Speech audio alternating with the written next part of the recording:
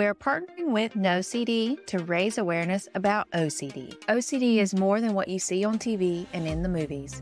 Imagine having unwanted thoughts about your relationship stuck in your head all day, no matter how hard you try to make them go away. That's relationship OCD.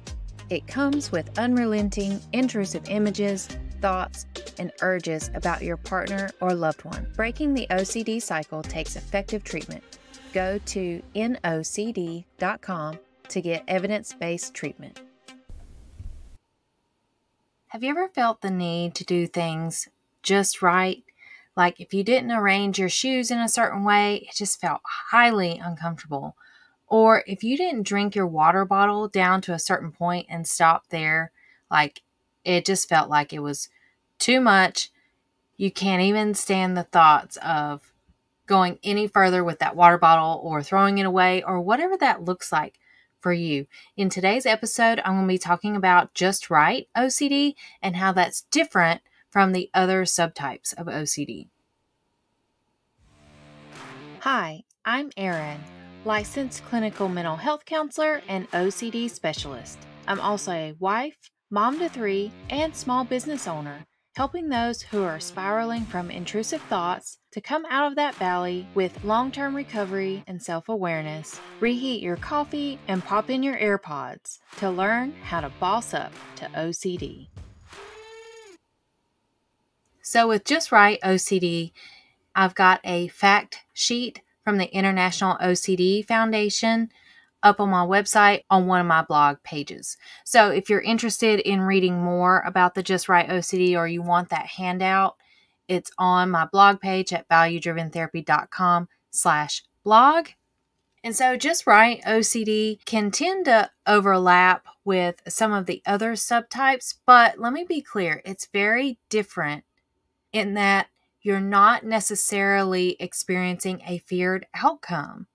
So, with the other subtypes of OCD, the harm, the contamination, responsibility, religious, like there's some bad thing at the other end of the OCD story.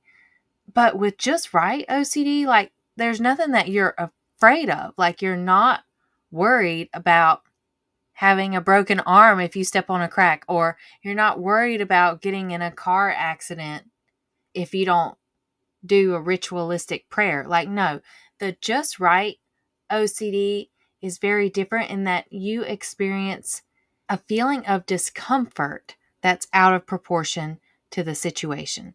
It can feel like things are incomplete or that they haven't been done correctly, and like your brain cannot rest or be at ease until you take care of the situation, until it feels, quote unquote, just right. And with the Just Right OCD, it can be missed in therapy because of its uniqueness. Most of the time, even with trained OCD therapists, we're expecting you to have a feared outcome. And when you're saying, no, I'm not afraid of anything. I just have to tap my phone 4 times before I open it, or I have to arrange my backpack in a certain way, or else I just don't like it. I can't stand it. It seems like it's very rigid in a way because there's no give, like there's no flexibility. And it can often show up in a way too of how you're expecting other people to act and behave and be in the world. And this kind of goes along the lines of patience. Not many Americans have patience. And it may be true for other cultures too, but when you're waiting in the drive-thru line for coffee, you're wanting people to go fast.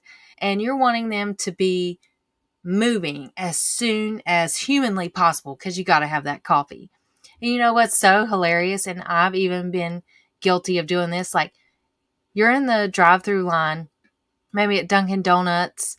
I'm not a Starbucks fan. I'll be real. I'm not a Starbucks fan. Not really a Dunkin' Donuts fan either. I really like those small town coffee shops, or like the Black Rifle Coffee Company. I just had their coffee for the first time, and honestly, y'all, it was the best coffee I've ever had. And being a former military spouse, I love that this veteran started the Black Rifle Coffee Company, and y'all, his branding is on point. He's got all of the military references and like the boxes of the merchandise even look like trunks, like for military equipment. And I'm like, that's so cool. All right. But anyway, so you've been in the drive-thru coffee line. You're checking your phone because honestly, when this happened to me, I was checking the menu. I was reading the menu on my phone so I could be ready and prepared and move through the line quickly. Well, what I didn't realize is that the person in front of me had already ordered, gotten their coffee, and gone. Right? So have you ever been there, like you're looking at your phone and then you look up and nobody's in front of you and like people are behind you in your line? You're like, oh no, my bad, everybody. At that point, I was like, oh, I feel so embarrassed. So I drive up to the window and the clerk is laughing at me and I'm like, was I sitting there a long time? And he was like, no, not really. I'm like, okay, yeah, I totally was then. So I felt so bad and I wasn't doing it just right. But then I realized that this clerk is getting paid the same no matter if I'm pulling up to the drive-thru window right at the exact moment or not. So I felt so embarrassed that I didn't pull up to the window when I should have, and I was back there on my phone. And anyway, as I ordered my coffee and I'm waiting to get my coffee, I was like, man, I am so sorry. And he's like, oh, don't worry about it. Like, I was up here and I was able to clean and straighten a few things up. So I was like, oh, good grief. I probably was back there a long time. But then it occurred to me that he was able to get a breather. And I also observed it didn't bother him a bit. So while I was like fretting in my mind, this clerk was not bothered at all. He actually had a moment to breathe and a moment to like probably recoup and recenter from the mad rush of doing the drive-thru coffee line. And you know what? Like, he's getting paid the same no matter if I'm Johnny on the spot and being right there at the window or not. The next time that you get stuck in the drive-thru coffee line, I mean, I do encourage you to pay attention, not be on your phone in the coffee line. I mean, really at all while you're, driving. But honestly, I was checking the menu so then I could be ready, but it backfired. But anyway, if you're not pulling through the drive-thru right at the exact moment, take a deep breath, have some flexibility, give yourself some grace, but remember, these employees, they're okay. They're just fine. They will go on about their day and probably appreciate the moment they had to take a break. Anyhow, in getting back to the Just Right OCD, it was very fascinating in learning about this subtype because it does show up so differently. And it's not really like autism or anything else. If anything, it kind of resembles perfectionism, but also it's confusing because the person is not necessarily perfectionistic. So let me break that down for you. It has to be perfectly done in their mind, but it doesn't look perfect on the outside. It can honestly look like little quirks that someone does. Maybe they need their bed pillows arranged a certain way on the bed, and it doesn't even look symmetrical or remotely organized or aesthetic, but that's just the way it's got to be, right? And then the other thing, like let's say they've got a zippered backpack. They have to have their zippers like all on one side, or maybe it's some off the wall random thing where it's like, no, it has to zip only like 3/4 of the way and I've got to leave a little gap at the end. Like it just has to be that way. Now, I've also experienced patients where they've got to pull their shades a certain way, or they've got to have their morning routine a certain way. And so the reason why Just Right OCD can also be complicated is because we're having to undo a lot of rituals that are there. And not only that, it's very easy for it to get out of hand. Because if you have suffered from Just Right OCD, you've probably noticed that, at first, let's go with the morning routine example.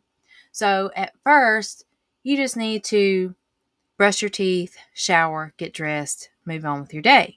But then it turns into you've got to brush your teeth, shower, get dressed, brush your hair, rearrange your shoes. And like that feeling of just rightness hardly calms down. Like you may just get to a point where you're so exhausted. And I've heard plenty of people who have said like, oh my gosh, Erin, like my rituals are so time consuming and so annoying. Like I don't even know why I do them, but if I get out of bed, I have to do them. And so it's almost like you're a prisoner to these obsessions and compulsions. Overall, the just right OCD is experienced more so as feeling uncomfortable or as if something is undone or incomplete. And it's not that, again, something bad would happen if you didn't do these things. It's just you can't stand this feeling of discomfort.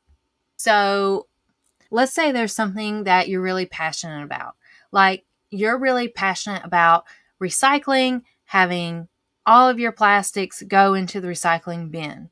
All right, but then you've got a guest over and then your guest throws their water bottle or their plastic water bottle into the trash. And you're like, oh gosh, like I don't like that, right? Like you want to take it out of the trash and put it in the recycling. And maybe you do. But imagine the discomfort you would feel if you left it. Okay, now multiply that by 10 and put it with all of these other things that you do throughout the day that OCD dictates that you have to do a certain way. And imagine how exhausting that is. Or maybe you're already there. And so with kids and teens, with the just right OCD, they can get very frustrated very easily if things don't go the way they need. Because it's not necessarily they want it to go this way, but it's just that they're so uncomfortable.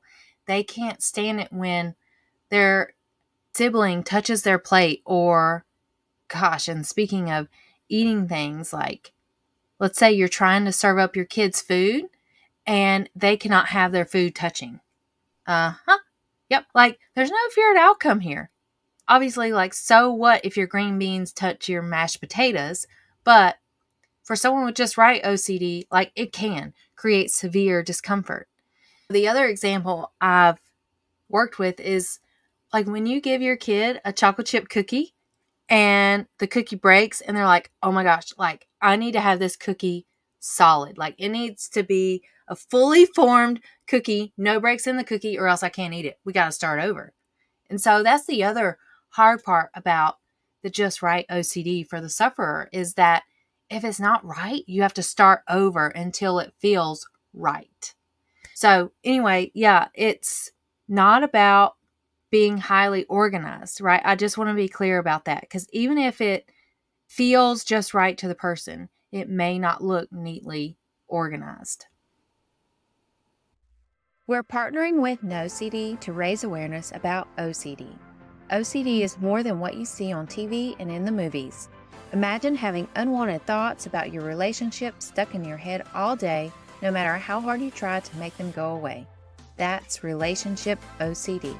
It comes with unrelenting, intrusive images, thoughts, and urges about your partner or loved one. If you think you may be struggling with relationship OCD, there's hope. NoCD offers effective, affordable, and convenient OCD therapy.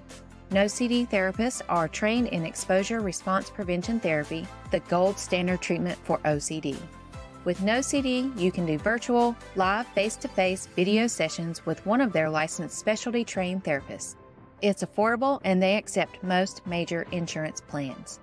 Breaking the relationship OCD cycle takes effective treatment. To get started with NoCD, go to nocd.com/savage.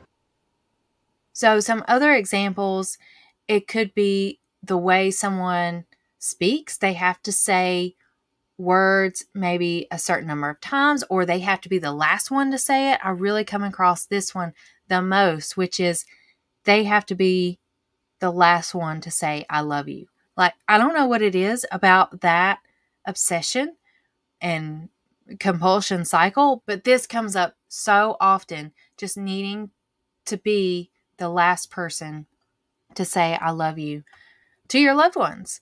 Well, another example is like rewriting and redoing things on maybe your schoolwork or projects or whatever, but you feel like, let's say a check mark, for example. Let's say you're at work and you're in a team of people, like nursing, for example, or a medical field where you guys have to work together as a team to check off certain things for a patient, and your coworker does backward check marks, and you like the perfectly symmetrical check marks, and like you cannot stand looking at those backward check marks. And so you have to erase and redo, and really that's not part of your job description. It's taking you away from patient care. So it's very, very challenging to deal with.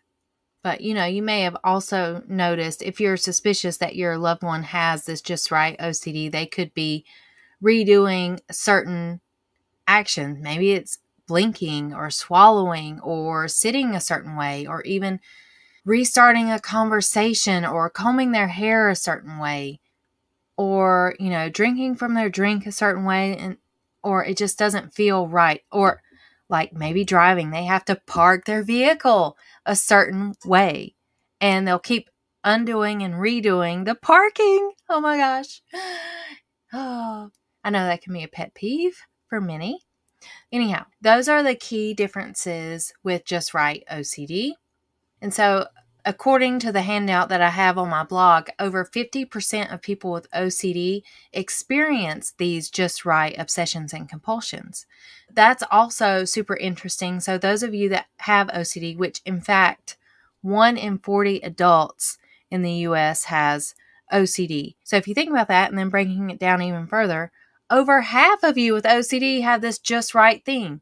So if you're going through OCD, you know exactly what I'm talking about when it comes to these just right themes.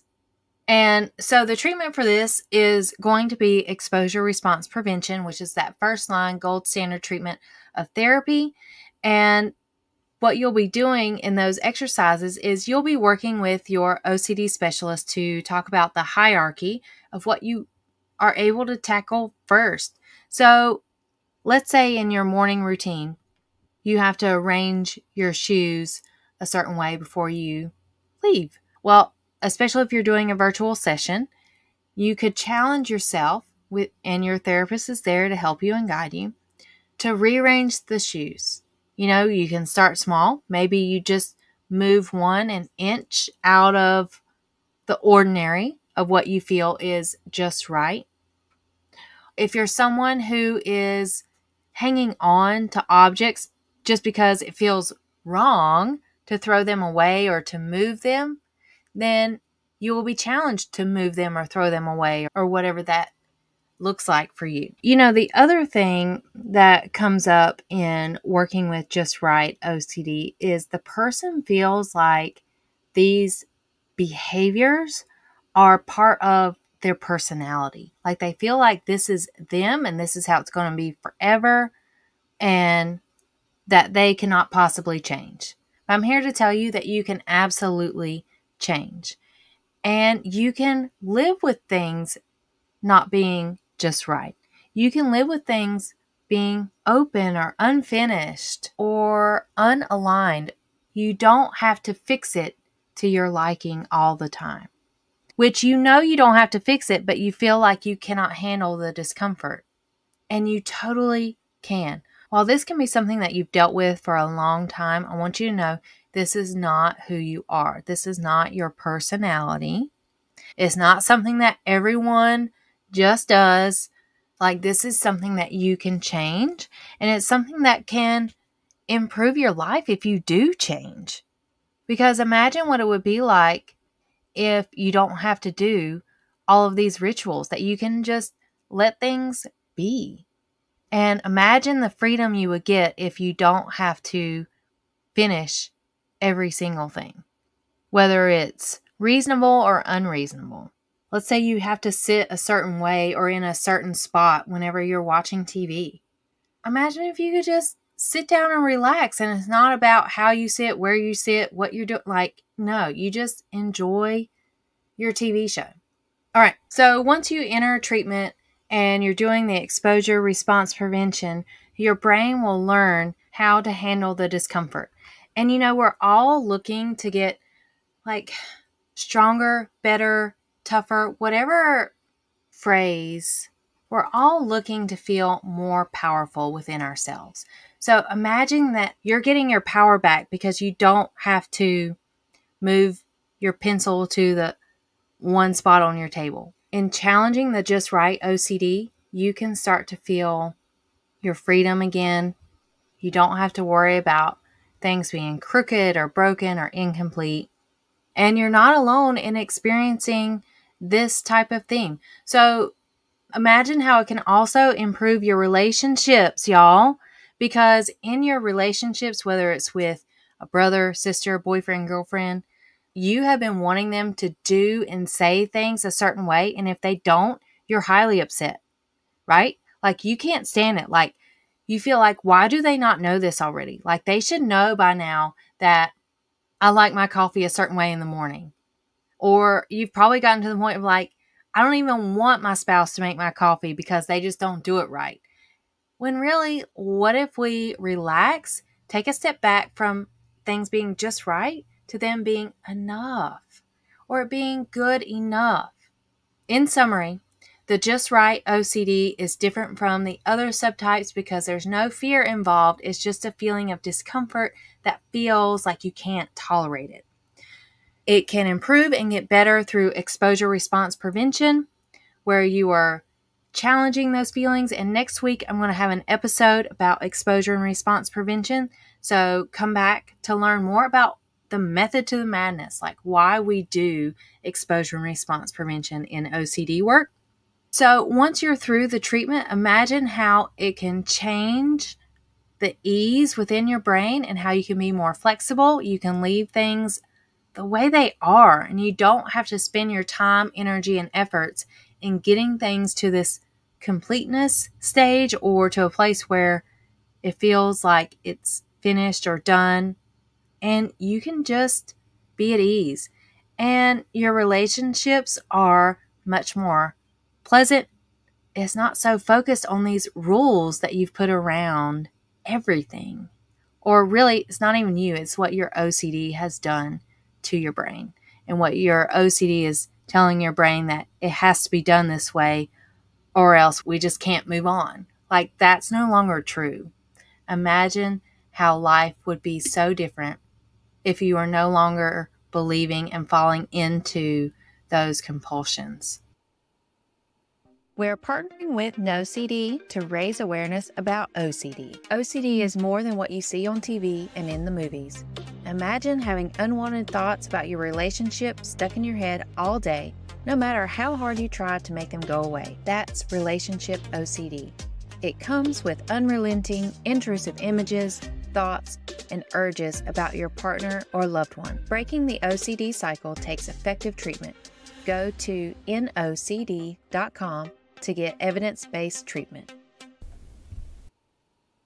So, Just Right OCD affects over half of OCD sufferers, and if this is you, I encourage you to schedule a consult with me today. If you're looking for therapy once a week, I've got you covered. We'll have our therapy, and that's on average, patients are with me about 12 to 15 appointments. But if you're looking for something more advanced, more of the big leagues, like you want more intensive therapy, you're ready to completely have this OCD behind you, sign up for my ERP intensives. Go to valuedriventherapy.com, go to the therapy tab, and then go to the intensive outpatient program for OCD to learn more about my virtual intensive outpatient program. And in this program, we're meeting 3 hours a day, 3 times a week for 3 weeks. So in total, that's 27 hours of therapy to help get your brain moving forward and learning to be flexible and tolerating the discomfort that comes. I mean, we're all looking to get better and to have self-awareness and self-growth. And this is a great opportunity to help you grow and in a quick, efficient, and effective way. All right, come back next week to hear about exposure and response prevention and why we do it. All right, happy Friday, and I'll see you next week. Thank you for listening to another episode of Bossing Up, Overcoming OCD. This information is intended to be helpful and not a substitute for professional counseling. If you're struggling with any mental health challenges, I encourage you to seek help from a qualified therapist or healthcare professional. If you enjoyed today's episode, please take a moment to rate and review the show. Your feedback helps us reach more listeners, and don't forget to check out the affiliate links in the show notes for hand-picked recommendations that can brighten your day. Your support through these links helps keep the show running and provide valuable content. You're not alone in your journey. Stay strong, stay resilient, and keep bossing up. See you next time.